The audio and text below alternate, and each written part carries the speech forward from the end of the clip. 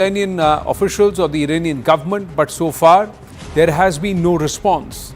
And the same has been communicated to the Iranian Deputy Foreign Minister, Dr. Majid Takht Ravanchi, who visited New Delhi early Jan 2025, but still there has been no response. Now, top government sources are saying this is a very strange occurrence that three Bharatiya have gone separately and they have been detained or abducted in a similar manner. Government sources believe that a strong advisory for Indians going to Iran in future will also perhaps be issued if necessary.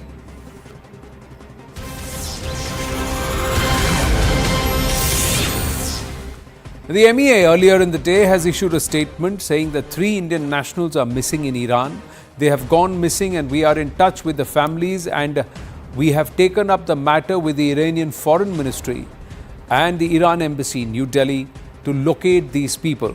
We will take assistance from Iran to locate them and ensure their safety. Three Indian nationals who had gone to Iran for business purposes, they are missing. They have gone missing. We are in touch with their family.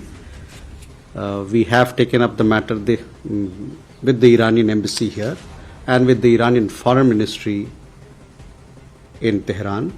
Both MEA and our embassy, we have strongly taken up the matter with the Iranian government so that we could relocate these people. But we have taken up the issue strongly, and hopefully we will get assistance from the Iranian authorities in locating these missing nationals, and we've also requested them to ensure their safety as well. Siddhant Mishra with us. Siddhant, what's the update? What is it that we know? The MEA saying they are in touch with the Iranian officials, but this is more than a month, and they're saying at the highest levels there hasn't been much of a response from Iran. Why? Well, that's right. That's right, Anand. In fact, we are also awaiting a response from the government of Iran. We have sent the query to the Iranian embassy here in New Delhi. Now, Minister of External Affairs has to say that the matter has been raised with the Iranian embassy in New Delhi and with the Iranian Ministry of Foreign Affairs in Tehran. In fact, Anand, when the Deputy Foreign Minister of Iran visited India last month, then at that time, EM S. Jaishankar did take up this issue of three missing Indian nationals in Tehran. Now, two of them have gone missing in December 2024 when they traveled to Iran under 15-day visa waiver program. So there is no visa required, Anand, for Indian national to go to Iran. Now, they had flown under 15-day visa waiver program for business purposes. Now, and they were last known to be staying in a hotel in Tehran. That is the last location known to their families.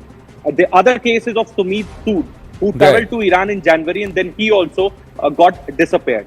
Now, Government of India has asked Iran to assist the Government of India in relocating these three individuals, because Government of India wants to know about their whereabouts. Their families are concerned. The government is in touch with their families. And in fact, Anand, I did ask the spokesperson of Ministry of External Affairs, Mr. Randeep Jaiswal, that is there anything suspicious?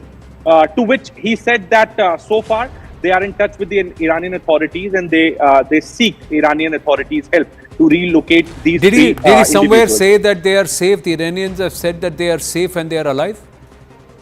Well, nothing of this sort has been conveyed to the Indians by the Iranian government so far, Anand. This is what I can confirm for our viewers.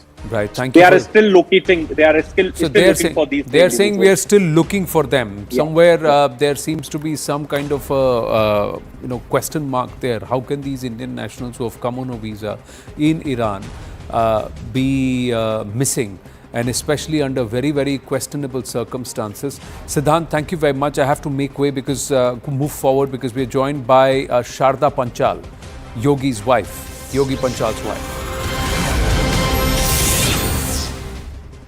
Sharda ji, she's Yogesh Panchal's wife. Sharda ji, namaste. Thank you for speaking with us here at CNN News 18. मेरा पहला प्रश्न ये है कि योगेश जो हैं वो visa free regime में ईरान गए थे उसके बाद आपने कब तक उनके साथ संपर्क किया हुआ था, कब तक उनके साथ कांटेक्ट था आपका?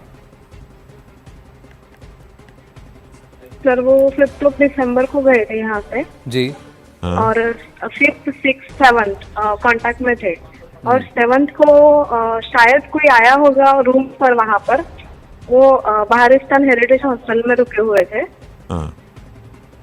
तो वहाँ पर शायद कोई आया था, मेरा कॉल वहाँ पर शुरू ही था और उन्होंने कहा कि अभी थोड़ी देर में कॉल करता हूँ, और उसके बाद से उनका फोन बंद ही है सर। तब से आज तक कांटेक्ट नहीं हुआ है सर। मोर देन 55 डेज हो गए अभी। तो 5 दिसंबर के बाद आप कह रही हैं करीब 50-55 दिन हो गए, उसके बाद क्या आपने फ़ोन ट्राई किया? कनेक्ट हो पाए थे आप, कर पाए थे, बात हो पाई थी? हाँ, 7 के बाद मैंने कांटेक्ट करने का ट्राई किया, लेकिन कोई कांटेक्ट नहीं हो पाया उनसे। तो 7 दिसंबर से लेकर 31 जनवरी अभी हमारी बात हो रही है, आप कह रहे हैं कोई कांटेक्ट नहीं हो पाया, फ़ोन तब से बंद है। आपको क्या लगता है, आपके पति के कोई दुश्मन थे क्या? कोई गलत काम कर रहे थे वो, जिसकी वजह से शायद वो तकलीफ में आ गए हों? 11 दिसंबर का उनका रिटर्न टिकट था भारत को।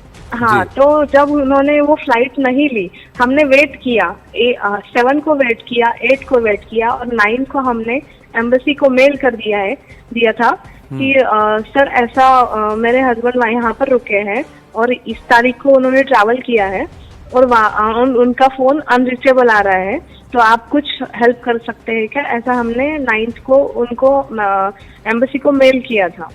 और 11 तक हम रुके, फिर हम वेट कर रहे थे कि किसी तरह शायद कुछ नेटवर्क इशू या बाकी कुछ इशू रहा होगा, इसलिए उन्होंने फ्लाइट नहीं ली होगी। तो हमने वेट किया और 11 से जब हमने एयरपोर्ट पर कंफर्म किया कि उन्होंने फ्लाइट नहीं ली, तब हम थोड़ा पैनिक हो गए और फिर बाद में हमने ये खाता वगैरह इनको अप्रोच किया कि कुछ हमें हेल्प मिले इसमें। और मिनिस्ट्री में बाद में हमने 16 को और 17 को हमने मदद पोर्टल में रजिस्टर किया दिल्ली में। तो आप ये कह रही हैं कि 11 तारीख की उनकी रिटर्न फ्लाइट थी, 5 तारीख को वो गए, 5 दिसंबर 2024, 11 दिसंबर को रिटर्न था, 7 दिसंबर से आपका फ़ोन आप बात कर रही थी तब कट हो गया, उसके बाद आपकी बात नहीं हो पाई।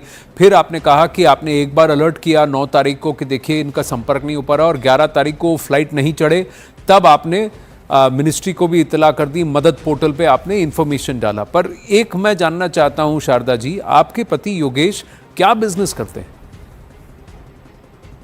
सर बहुत ही सीधे हैं वो, और उनका इंपोर्ट एक्सपोर्ट का उन्होंने लाइसेंस रजिस्टर किया है बिफोर ईयर, और तब से उन्होंने अभी तक एक भी डील नहीं की है। वहाँ पर ईरान में एक आदमी है सादिक, उसका एरियो ड्राई फ्रूट्स एंड एप्पल ऐसा कुछ बिजनेस है वहाँ पर। तो उसकी और योगेश की फोन पर बात हुई थी और वो मिलने वाले थे बिटवीन 5 to 11 दिसंबर। तो उनकी तो 7 से उनका फोन अनरीचेबल आ रहा है, तो वो सादिक बोल रहे हैं कि वो मुझे भी मिले नहीं है। अच्छा, तो आपने सादिक से भी कांटेक्ट किया, उनसे भी बात की, जो ये आप कह रहे हैं कि इरानियन ट्रेडर हैं ड्राई फ्रूट्स के? सादिक से भी वो मिले नहीं है। और यहाँ पर उनका कूलर मैन्युफैक्चरिंग का बिजनेस था। हाँ। और बहुत ही सीधे आदमी, मीन्स हम बहुत कॉमन पीपल है सर, लेकिन हमको समझ नहीं आ रहा है कि ये हमारे साथ क्यों हुआ है ऐसा। शारदा जी, यही प्रार्थना करेंगे कि वो कुशल हों और जल्द ही उनकी खोज हो जाए और पता लग जाए। पर 50 से 55 दिन हो चुके हैं। पर एक बात बताइए, क्या आपको पता था कि इनके साथ 2 और लोग गए हैं, वो भी नहीं आए हैं? क्या योगेश उनमें से किसी के साथ संपर्क में थे? जी नहीं सर, ये अकेले ट्रैवल कर रहे थे वो कंप्लीटली, हमें तो कोई भी पता नहीं, ये तो अकेले ही गए हैं। उनका एयर टिकट है हमारे पास, और जाते समय भी हमें कांटेक्ट में थे और वहां पर जाने के बाद भी कंटिन्यू कांटेक्ट में थे हमारे। जी शारदा जी, हम यही प्रार्थना करेंगे कि वो कुशल हों, जल्द से जल्द मिल जाएं। ईरानी सरकार जो है वो खोज करे उनकी और पता करे कि ये तीनों कहाँ चले गए। योगेश के साथ साथ 2 और भारतीय नागरिक हैं। आप कह रही हैं इन दोनों का, इनका बाकी दोनों से कोई संपर्क नहीं। धन्यवाद हमसे बात करने के लिए। सो Sharda ji, is saying that her husband Yogesh Panchal on the 5th of December takes a flight to Iran on a 15-day visa with his return scheduled 6 days later on the 11th of December. He never boarded that flight, and she says she was talking to him on the 7th of December when suddenly some people barged into his room. That's what her husband says, and then the phone gets disconnected, and thereafter she's not been able to contact him. She has actually approached the Ministry of External Affairs. She says around the 12th or the 13th, and as late as 16th December also, she has officially put the complaint on the Madad portal. She had informed the embassy, she's informed the MEA. The MEA is saying we are in touch with the Iranian authorities. So far, they have not been able to locate these 3 Indian individuals. So should people actually travel on this 15-day visa waiver that's come from the Iranians as a scheme? Should there be an official advisory saying don't travel or travel at your own risk? Because 3 Indians, 3 Bharatiya are missing on Iranian soil, and they've been picked up and taken away, and the Iranian government has no clue. We'll keep close tabs on that story, but for the moment, moving on.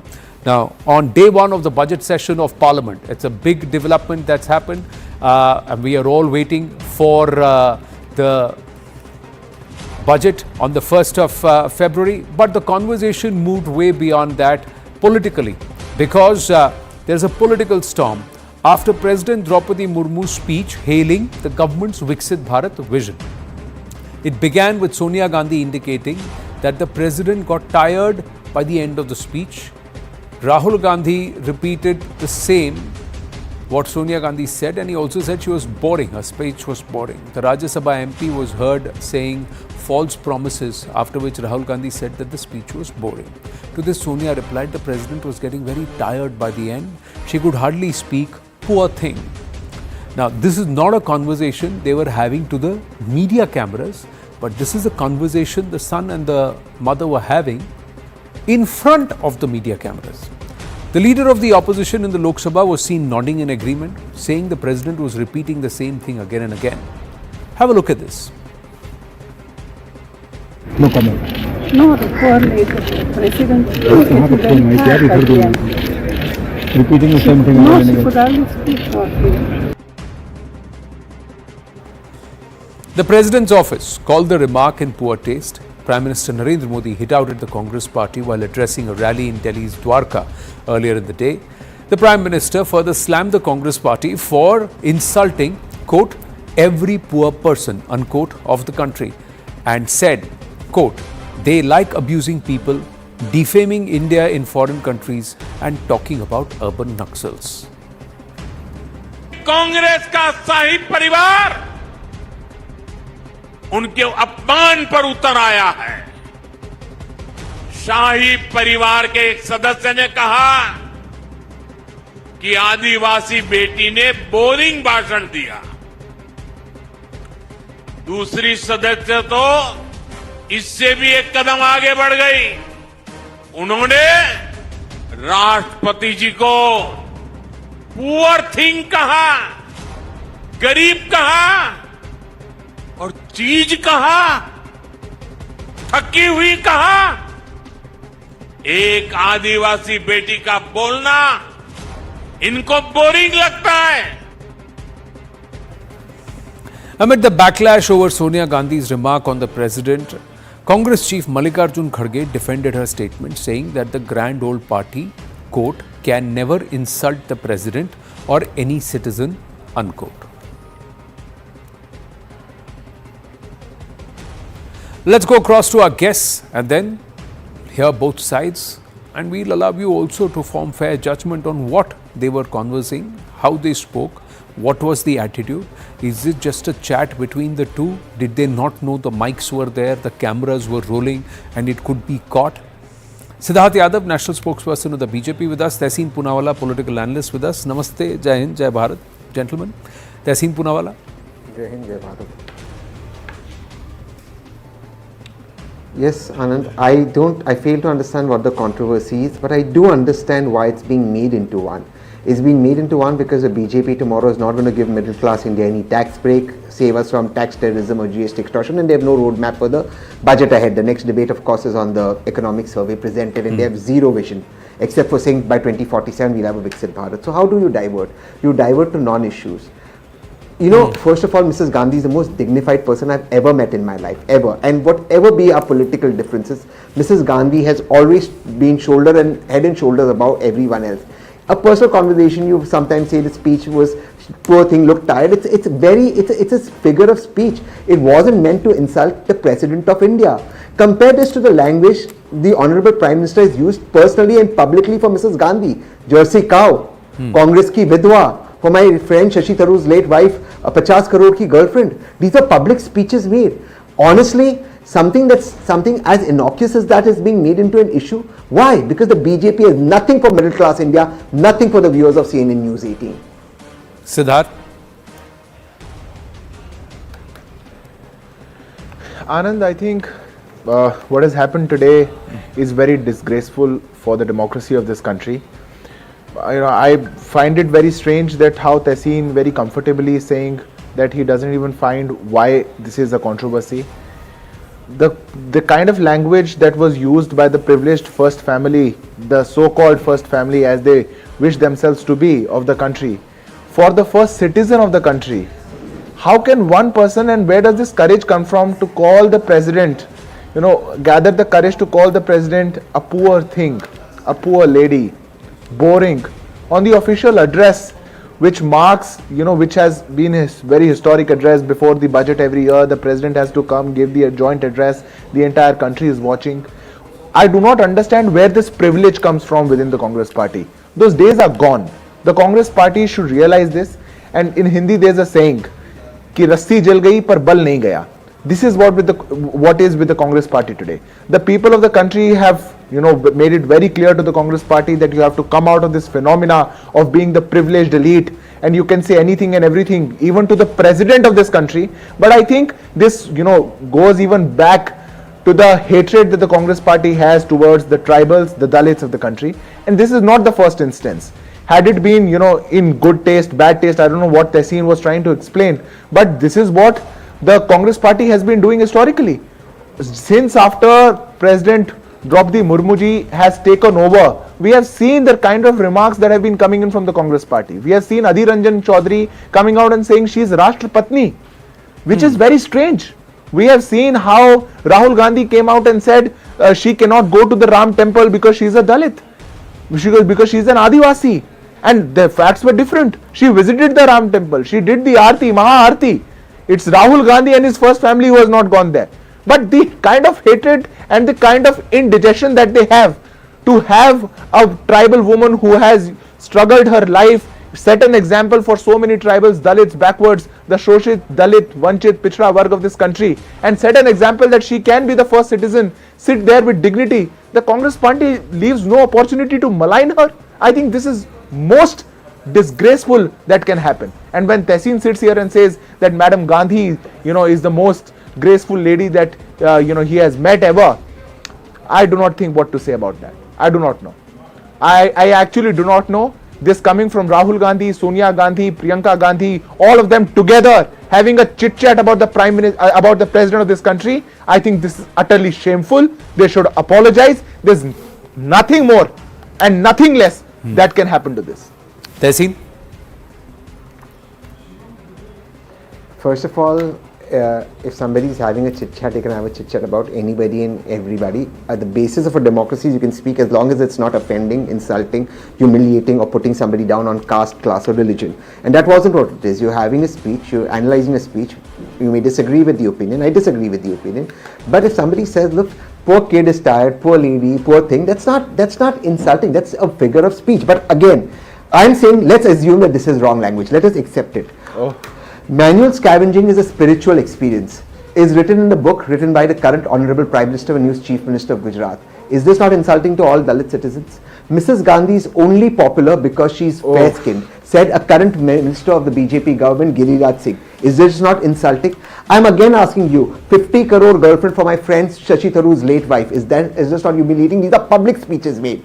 a personal conversation. I agree with Siddharth Bhai. You may have a problem with it. The BJP has a right to have a problem with it. And the BJP giving lectures on being anti-Dalit, anti-OBC, anti-tribal. The BJP has never had a woman president, a tribal president, a OBC president, and the one Dalit president they had, they treated him so badly. The RSS has had none of these. A Dalit, OBC or a tribal chief. So the BJP and RSS have absolutely zero moral standing to lecture. The Vice President of India and the Honorable Chairperson of Rajya Sabha told Mr. Kharge, the Dalit leader in the Rajya Sabha and leader of opposition, that somebody else can be a better leader than him.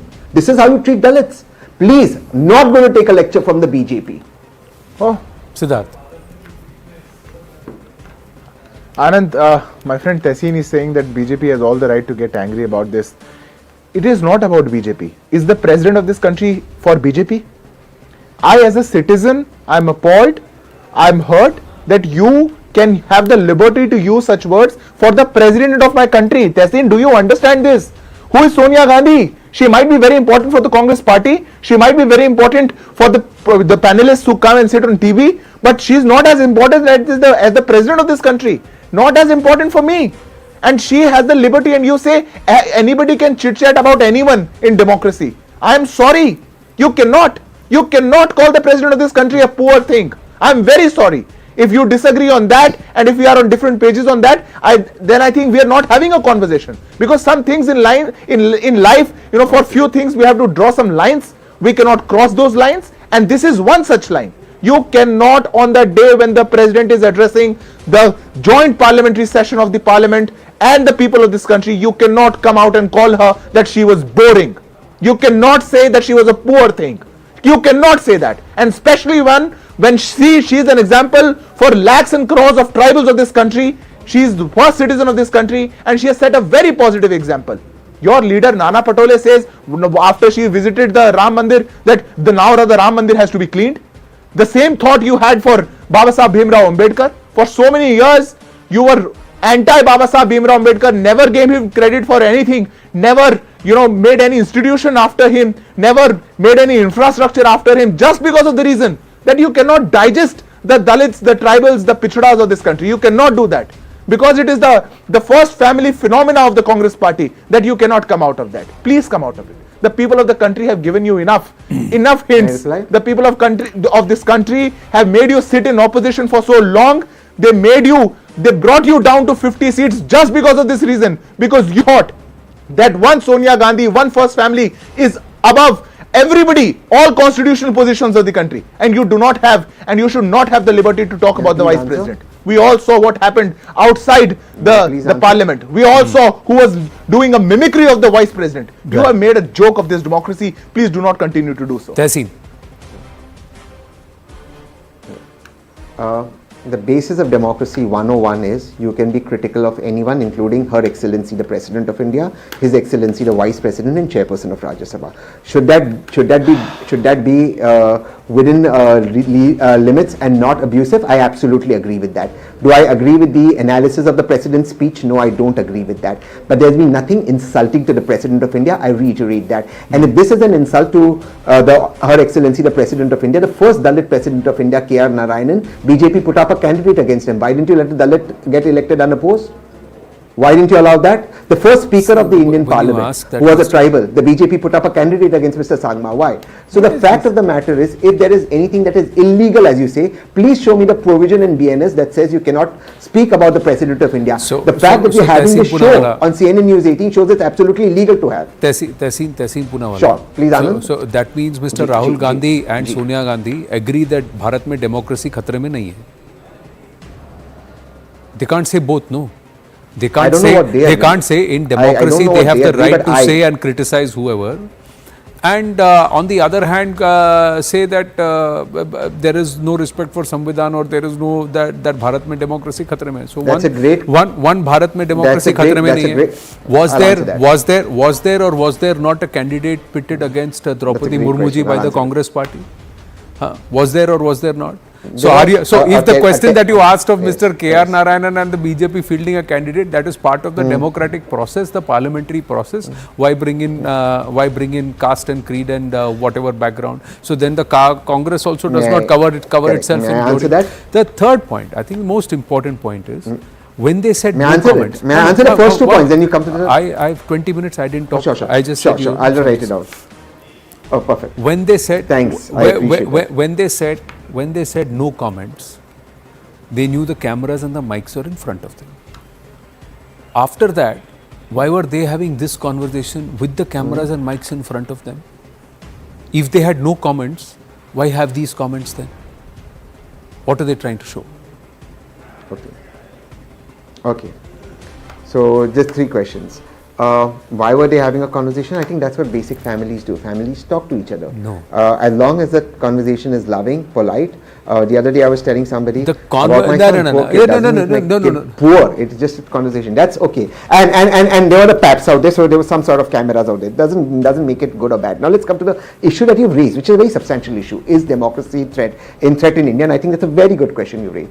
The very basis of democracy not being under threat or being under threat is people like you and I always being vigilant against the government to ensure our constitutional rights are upheld. So I think democracy is always under threat, even in a vibrant democracy, because it's so easy to slip from a democracy in to this autocracy. case, So basic freedoms, I think we should always be on basic guard. freedoms have not been taken away. Basic liberties have not been taken away. So I much so the think- liberties I have think been the BJP extended to would the like to do extent it, that people who and are out they are on bail doing since it. 2015 continue to do so 9 years later. But those freedoms have not been taken away. But basic decorum, basic decency. May I answer that? One way. Basic decorum, basic decency. Yes, one may say that Mrs. Sonia Gandhi may have, Mrs. Sonia Gandhi, Siddharth Yadav, may have also said this out of compassion. That she looked tired, poor thing. Now that's a basic, she's 78 years old. Sonia Gandhi is 78 years old. She's not a 25, 30, 40-year-old person.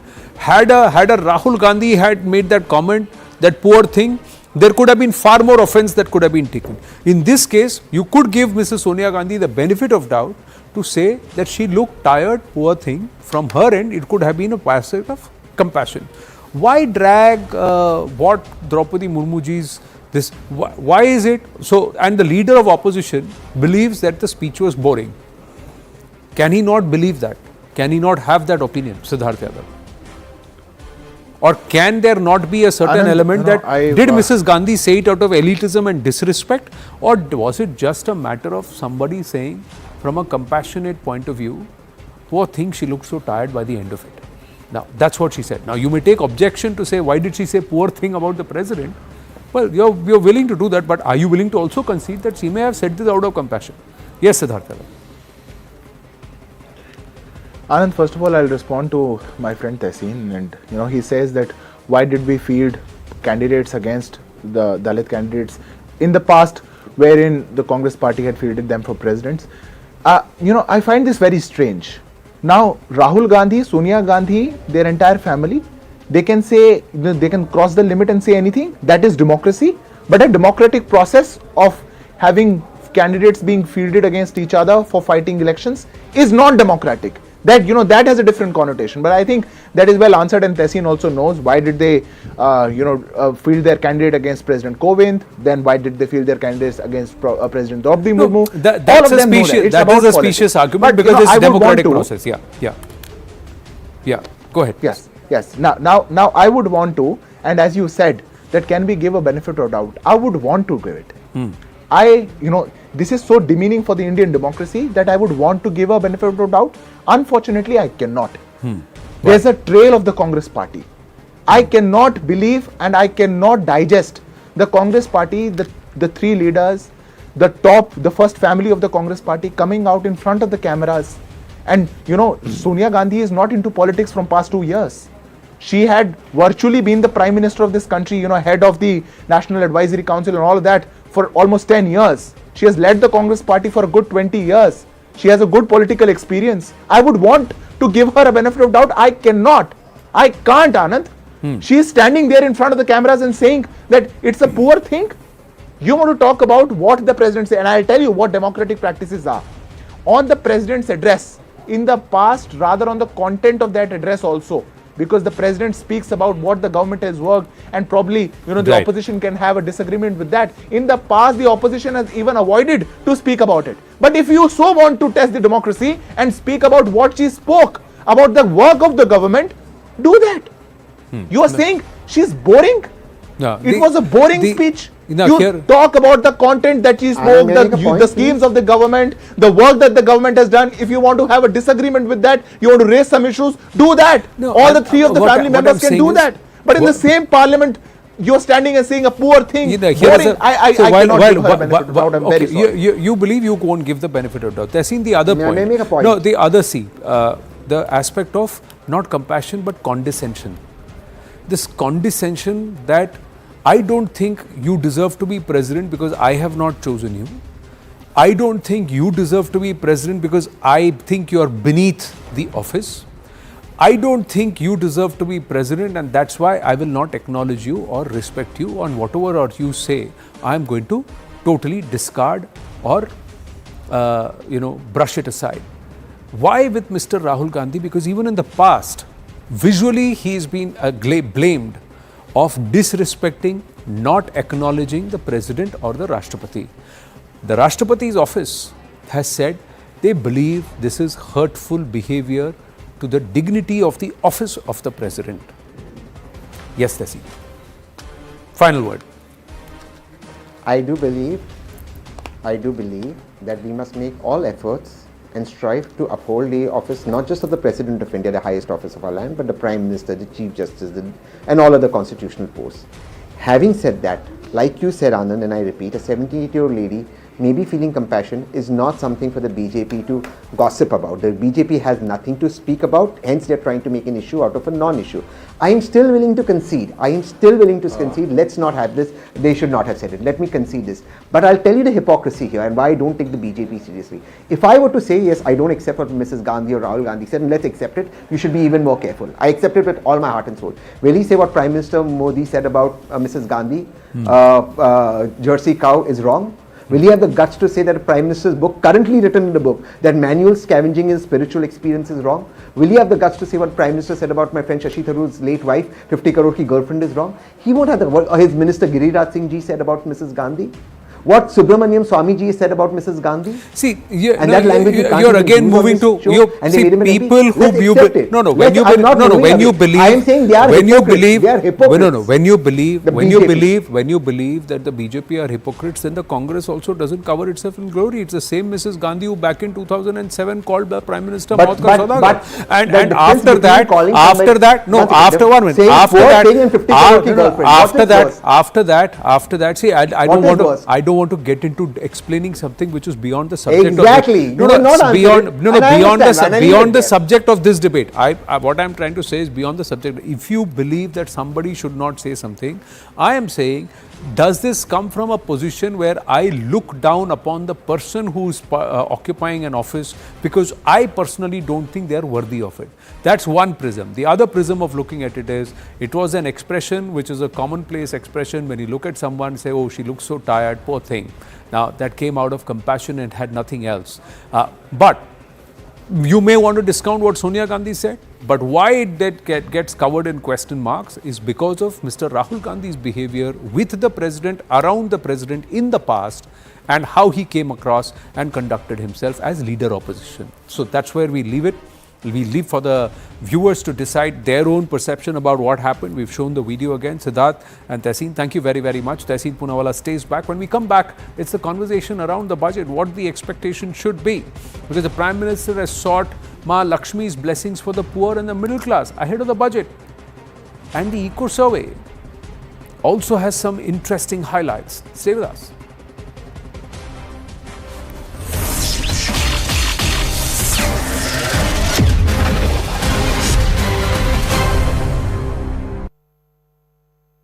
MDH का kitchen की Here's a reality check, and we're going to tick through three things that he said. The first one was that former Presidents Barack Obama and Joe Biden undermined aviation safety standards with DEI hiring practices at the FAA. That is just misleading. Now, we should note that this administration recently wiped the federal websites, many of them, of any mention of DEI. But when you do an Internet Archive search, The FAA's DEI policy has actually been on the agency's website and actually been in effect since at least 2013, and certainly during the first Trump administration. So he's trying to link it to these two past presidents, but it in fact was very much in effect and on the website during his first presidency. And then this idea of lowered standards. I should point out that despite today's air disaster, Jim, the FAA points out that they have some 45,000 flights that land and take off,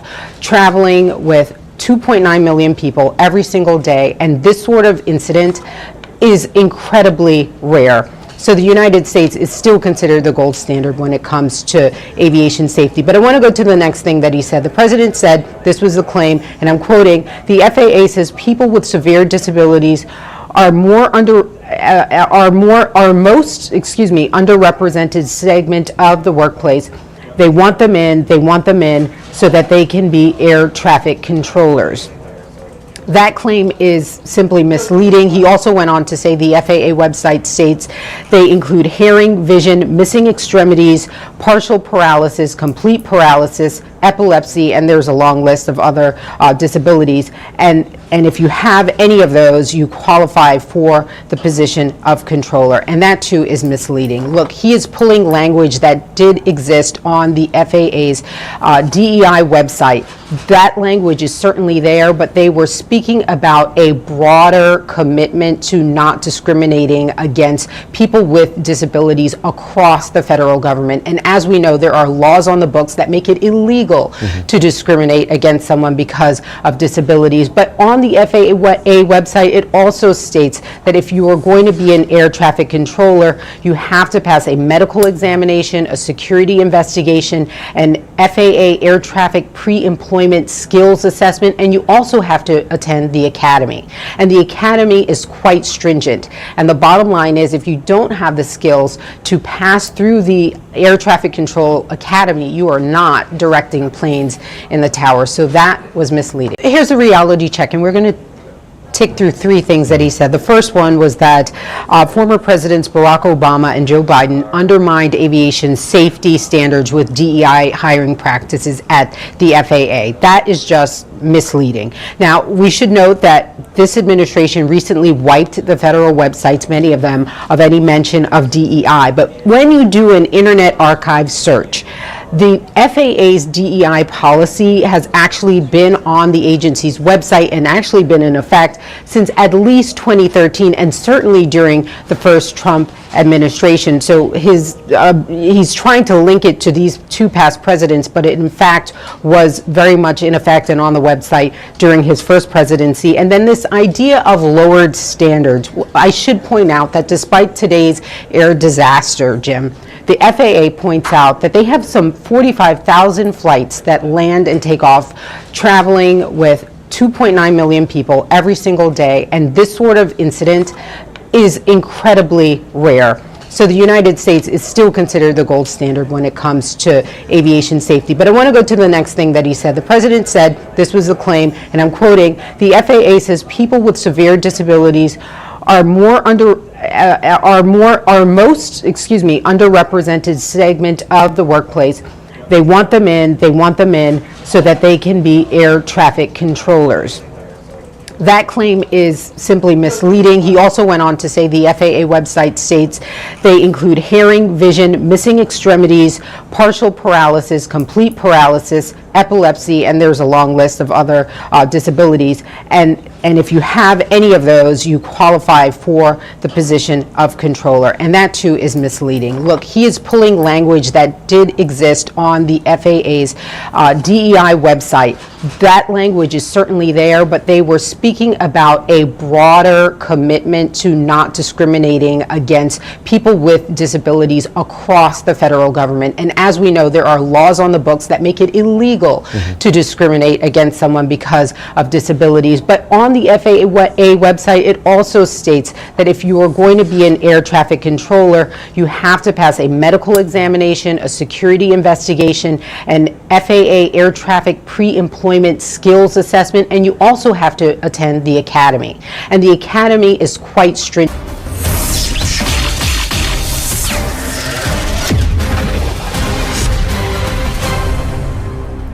A day ahead of the Union Budget 2025-2026, Finance Minister Nirmala Sitharaman on Friday tabled the Economic Survey 24-25 in the Lok Sabha, and ahead of the budget, the Prime Minister saluted Ma Lakshmi and sought blessings for the poor and middle class. Was that a big hint that was dropped by the Honourable Prime Minister?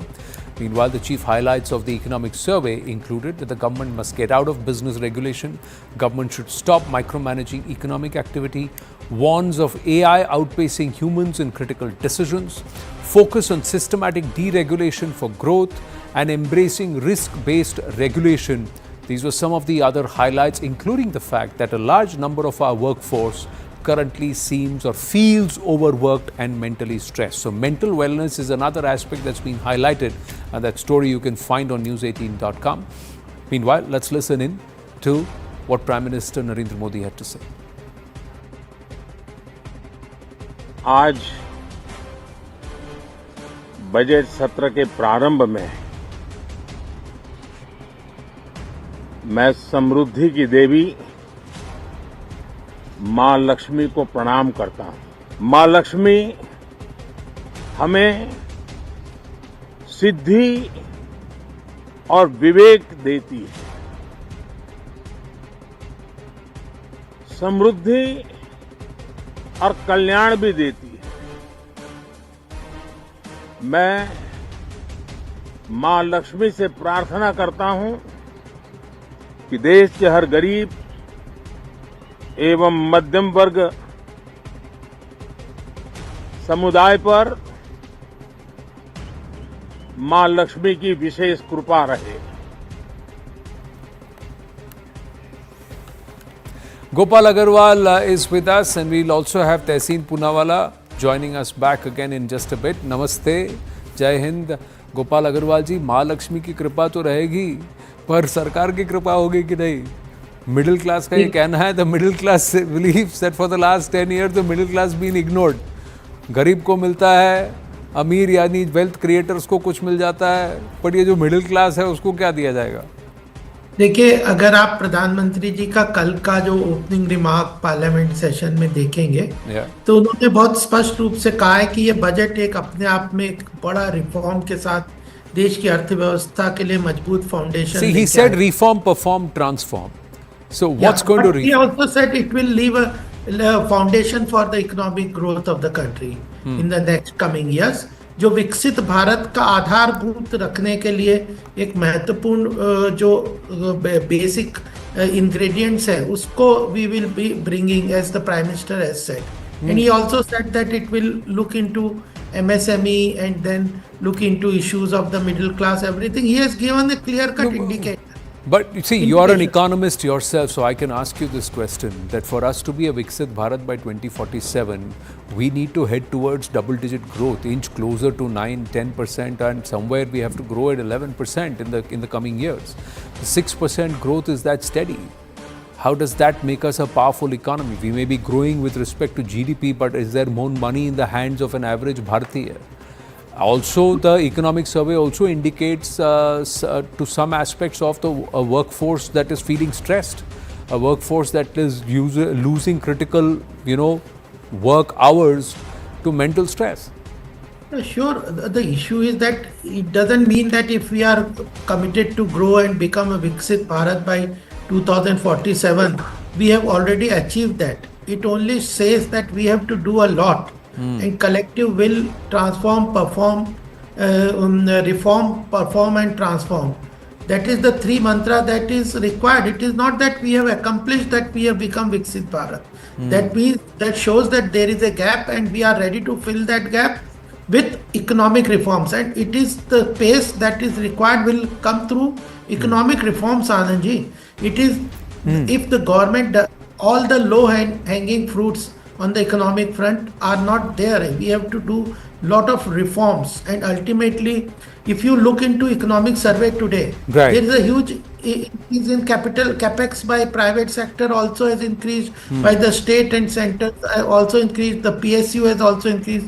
So infrastructure development, working for creating new avenues like artificial intelligence, technology driven, green energy, all these will multiply the growth potential. Ultimately, even the global scenarios also impact. So we have to look into 360 degrees, what is the potential, how to realize, and is the government committed to do its bit to realize that potential. And we are committed, that the Prime Minister, Economic Survey and Finance Minister have committed that we are committed to the growth and making India economic power. And it is not that only we'll do in 2047. It is a continuous roadmap, and that we are obviously you've got to climb steps to reach the peak. I agree, but this is what, it's the story is there up on news18.com. Gopalji, you can read it, almost dismissing the remarks on a 70 to 90 hour work week by some noted industrialists and business leaders.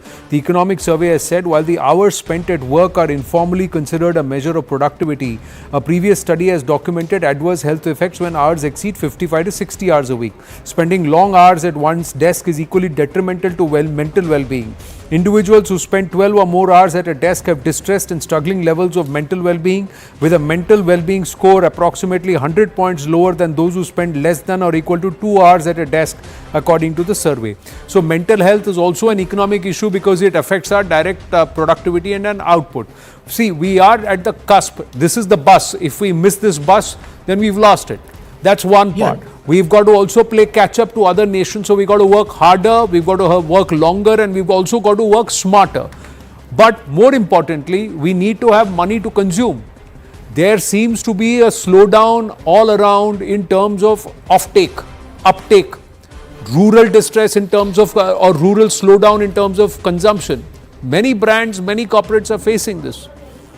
So clearly somewhere, and the middle class feels you are taxing me for everything. You are taking money from me and you are giving something free to the poor. You are giving something to the rich. You are giving them corporate tax off, etc.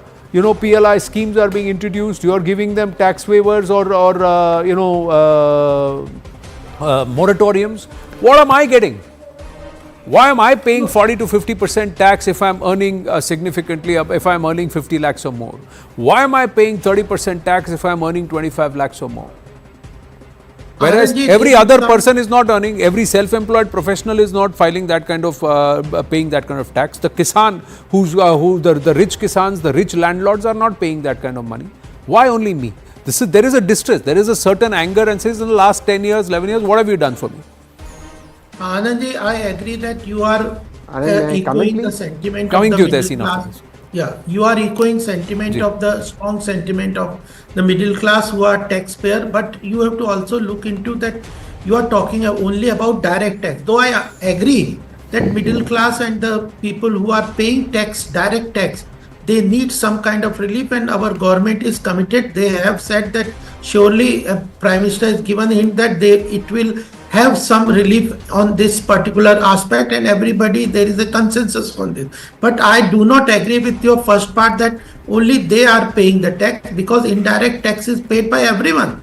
Even a small girl child buying a pencil, she is paying indirect tax. So in that category also, we have tried to adjust according to the essential items and the other time. See, taxation is the whole taxation ecosystem has multiple aspects. Indirect tax, direct tax, then controlling leakages. My point is, sir, if everybody is paying indirect taxes, then everybody with a certain amount of income should pay taxes, direct taxes also. Why charge only one segment of society direct taxes while let the others go? That's from a middle class point of view. From a growth point of view, sir. Anand, we have over the last several years, we have tried to increase the standard deduction. We have brought down the corporate and even individual taxes to the new tax regime. Almost 9.5 lakh of annual income, you don't pay taxes. And we have tried to bring efficiency in the government delivery mechanism. So I am telling you, it is the whole economy depends upon 4 important aspects on the taxation ecosystem. Improve government efficiency in delivery, plug the leakages in the collection system. We have used technology in GST and virtual assessment, e-assessment, everything, and the audit trail that is being established. So efficiency there also. Then indirect tax, we have reduced indirect tax, which was at time before 2016 was in the range of 25 to 30%, and around 13 to 16 indirect taxes were levied. So they have been brought down to single GST tax, and the average rate as per RBI was 11.6%. So we are even on the essential item, it is 0 and 5%. So indirect tax relief is being, standard deduction has been increased, tax slabs have been reduced, and the so you are saying that slowly but gradually it's not, the relief has not been extended? No, I'm not finished. Just give me 10 more seconds. And I'm saying that I agree that there's no point. It's a 20-minute debate. There is more relief required for the middle class, those who comply direct taxes, and government is contemplating surely, and Prime Minister has hinted that, and the survey also. Well, hints are different, hopes are different. If it is let down, markets respond. Gopalji, you have to yield. Markets responded positively. There was a 700% bump up soon after the eco survey. Tehseen Poonawala, this is your time now. Nobody will interrupt you. Thank you, Anand.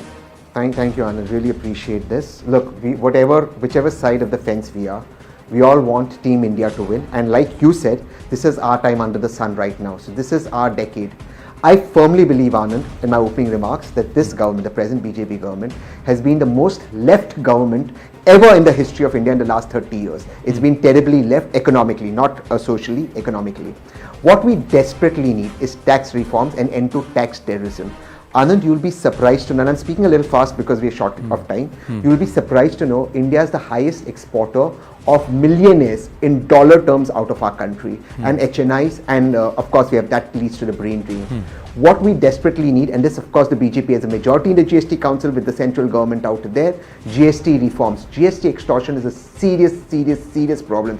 It is not one country, one tax, it is one country, multiple tax slabs, and this was not how GST was envisaged. My proposal is GST should have two slabs. 5% for roti, kapda, makan, 12% for everything else, 0% for essentials, but the 0% for essentials must not have a tax GST on the goods required to build the essentials. For example, the BJP spokesperson Gopalji said we have a 5% tax for essentials, but for restaurants that have 5% tax, you don't give them an input credit. But everything that a restaurant buys or the property it leases out, it has 18% GST. So that's actually loss making. We cannot grow at 9% unless our service industry does not grow. The second very important point is our lack of focus on AI and policy on AI and quantum computers. Anand, I will end here.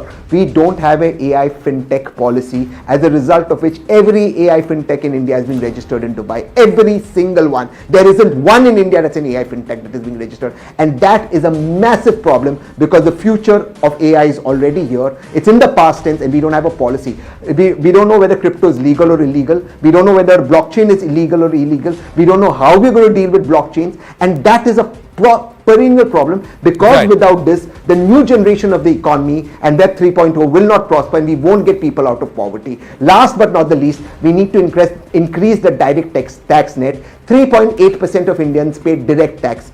A building in Gurgaon sold out in minutes. A building in Mumbai sold out in minutes, 100 crore flats, but only 3.8% in India pay direct tax. That tax net has to go up. It cannot be the middle class shouldering that responsibility. And 3.8% is a poor representation of Bharat's economical might. So if they have not been able to bring everybody on the tax net and then reduce, you look at the volume and then reduce the value, charge 20% tax, but bring everybody, whoever is earning 10 lakhs or more, under the tax net. Now that is something that the government can do, but does it have the political will to do something? Because that's where it's going to be the big step towards a Viksit Bharat. There are many views, there are many points of views. We will perhaps debate it threadbare and at length further through budget day and beyond. Have to truncate this because we got a big development coming in from Bangladesh, big news coming in. This is the Indo-Bangladesh border in Bengal. The BSF has actually stopped Bangladesh's attempt of illegal construction along the border within 150 yards of the international boundary. So there are pictures that have come across. Kamalika joining us with the details. Yes, Kamalika. You know, this in recent times, there has been an increase in this illegal construction work by Bangladeshi citizens on the international border, which adjoining Mekliganj in Kuch Bihar in North Bengal. That's what the BSF statement says. and that is within 150 yards, Anand, which is very important, of the international border in Bangladesh area. That is that they have flouted the international norms. And what happened that they were trying to do a construction of a sentry post bunker within 150 yards of the international border by the BGB in the area of Dahagram Angarpota in Kuch Bihar.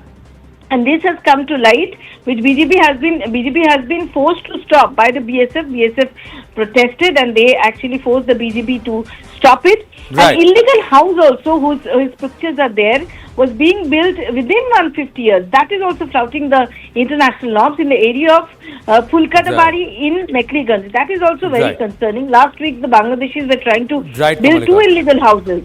So that is the thing which is concerning, and the BSF has stopped it. So the BSF stopped that. Thank you for your inputs.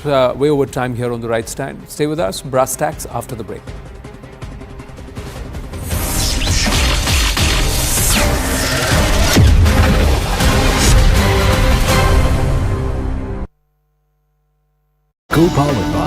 माननीय संसद सदस्य, संसद की इस बैठक को संबोधित करते हुए मुझे हार्दिक प्रसन्नता हो रही है। अभी 2 माह पहले हमने संविधान को अपनाने की 75वीं वर्षगांठ मनाए हैं और कुछ दिन पहले ही भारतीय गणतंत्र ने 75 वर्षों की यात्रा भी पूरी की है।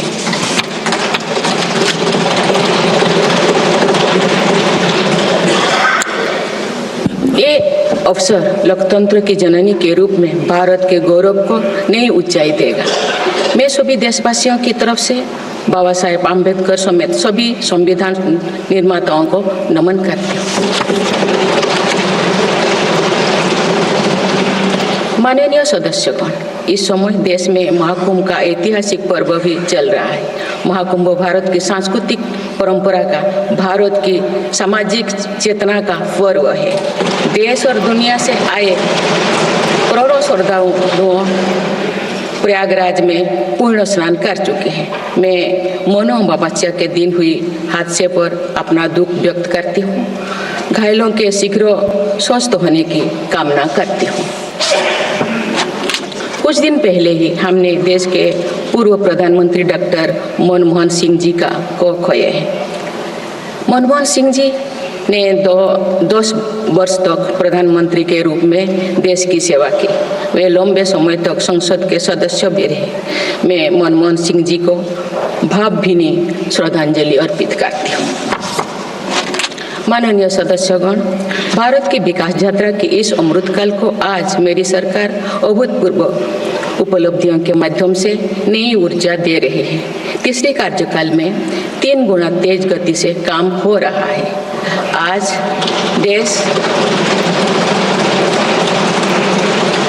देश बड़े निर्णयों और नीतियों को असाधारण गति से लागू होते देख रहा है और इन निर्णयों में देश की गरीब, मध्यम वर्ग, युवा, महिलाओं, किसानों को सर्वोच्च प्राथमिकता मिली।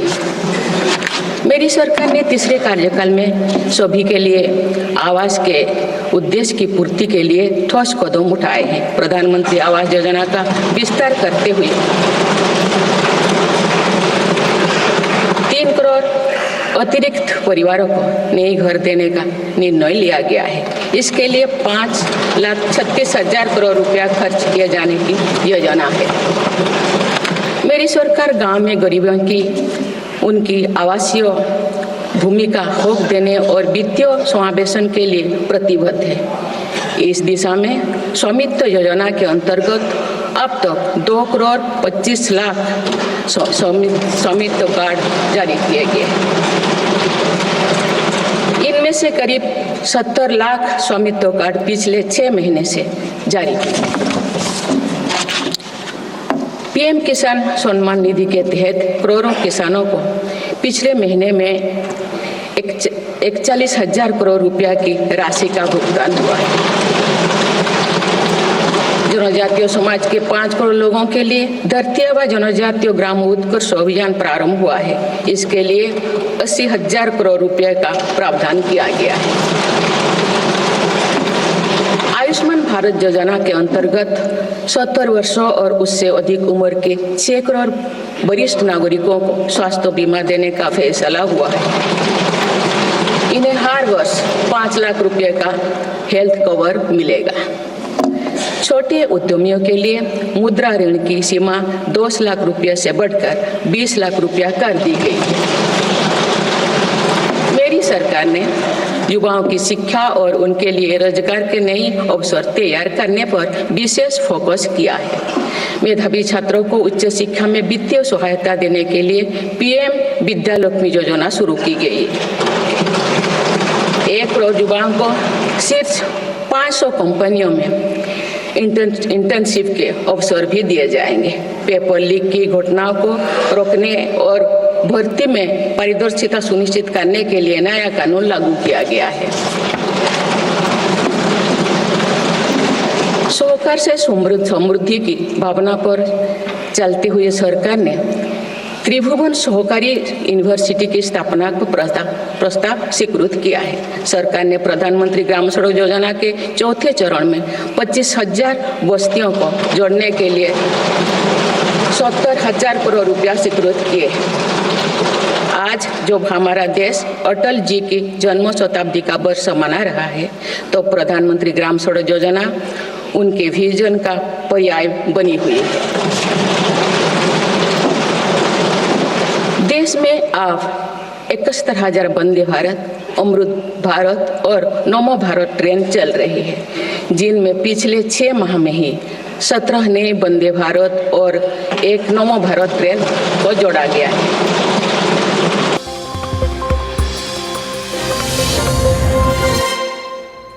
Hello there, you're watching Brass Tacks with me, Zaka Jacob. It is the 11th budget of the Modi Sarkar and the first full budget in the third term of Modi 3.0. The economic survey was submitted in the House in the Lok Sabha Friday.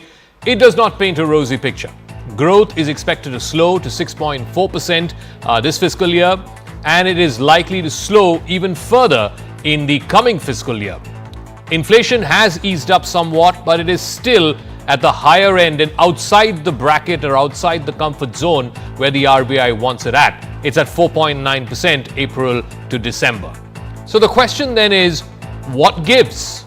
Does the finance minister have the elbow room to be, on the one hand, fiscally prudent? She has to revive growth. She has to put money in the pockets of the middle class and revive both private consumption and private investment. It is indeed a tightrope walk. We'll have